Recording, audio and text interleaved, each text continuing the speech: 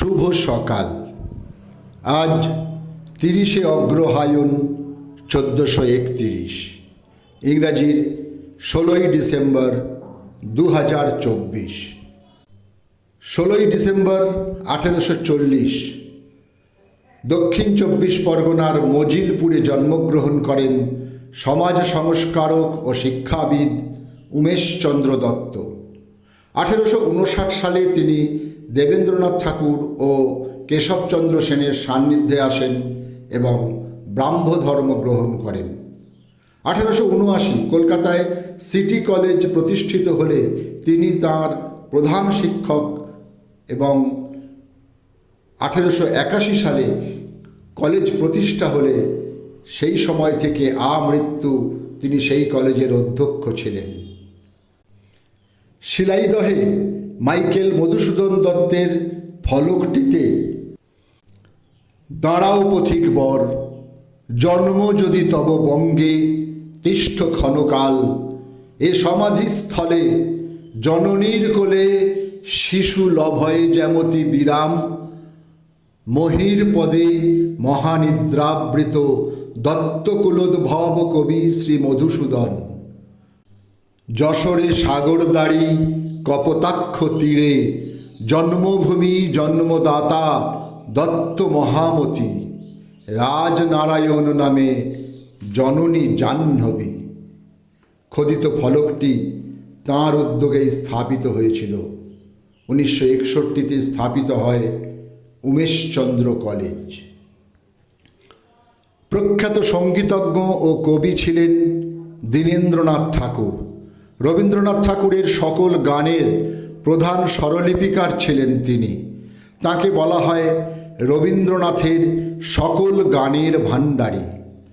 16ই December 1882, 2রা পৌষ 1289 কলকাতার জোড়াসাঁকোর ঠাকুর পরিবারে তাঁর জন্ম হয়। 1912 খ্রিস্টাব্দে বোলপুরের ব্রহ্মচর্যাশ্রম হতে বীণ কাব্যগ্রন্থ প্রকাশিত হয়, যার রচয়িতা ছিলেন দীনেন্দ্রনাথ ঠাকুর। 16ই ডিসেম্বর 1905 পরাধীন ভারতবর্ষের শ্রীরামপুরে জন্মগ্রহণ করেন গোপীনাথ সাহা। তিনি ছিলেন ভারতীয় স্বাধীনতা আন্দোলনের একজন সক্রিয় সদস্য। তার কথায়, আমি যাই, আমার প্রতিটি রক্তের ফোঁটা বাংলার বিপ্লবকে আরও এগিয়ে নিয়ে যাবে। বইটির নাম স্বাধীনতার জন্য। বাংলাদেশের স্বাধীনতা যুদ্ধে অংশগ্রহণকারী একজন শহীদ মুক্তিযোদ্ধা মোস্তাফা কামাল। 16ই ডিসেম্বর 1947 ভোলা জেলার পশ্চিম হাজিপুরে জন্মগ্রহণ করেন তিনি। পিতা হাবিবুর রহমান ছিলেন সেনাবাহিনীর অবসরপ্রাপ্ত হাবিলদার। 20 বছর বয়সে তিনি নিরুদ্দেশ হয়ে যান এবং 1968 সালে 4th বেঙ্গল রেজিমেন্টের চাকরির চূড়ান্ত হবার পর সকলেই তার সন্ধান পান। উইলিয়াম সমারসেট মম ছিলেন একজন ঔপন্যাসিক, নাটককার ও ছোট গল্প লেখক। সমালোচকদের থেকে পাঠকরা তাঁর লেখার অধিক সমাদর করে থাকেন। বিংশ শতাব্দীর সবচেয়ে জনপ্রিয় ও বহুল বিকৃত সাহিত্যিকদের তিনি অন্যতম। 16ই ডিসেম্বর 1965 91 বছর বয়সে ফ্রান্সের নিসে তাঁর মৃত্যু হয়। 20 শতকের প্রধান প্রখ্যাত সঙ্গীতজ্ঞ ছিলেন অনাথনাথ বসু। বাংলা টপ্পা, ঠুমরি, খেয়াল প্রভৃতি গানের খ্যাতনামা শিল্পী হিসেবে পরিচয়ের পাশাপাশি তবলাবাদনেও তিনি ছিলেন অত্যন্ত দক্ষ একজন শিল্পী।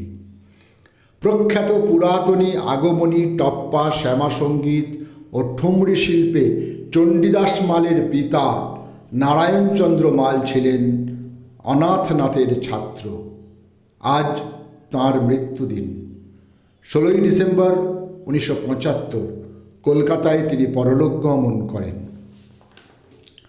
16ই ডিসেম্বর 1982 শেষ নিঃশ্বাস ত্যাগ করেন বাঙালি শ্রমিক নেতা সাম্যবাদী স্বাধীনতা সংগ্রামী ও সোশ্যালিস্ট ইন্টারন্যাশনালের সদস্য শিবনাথ বন্দ্যোপাধ্যায়।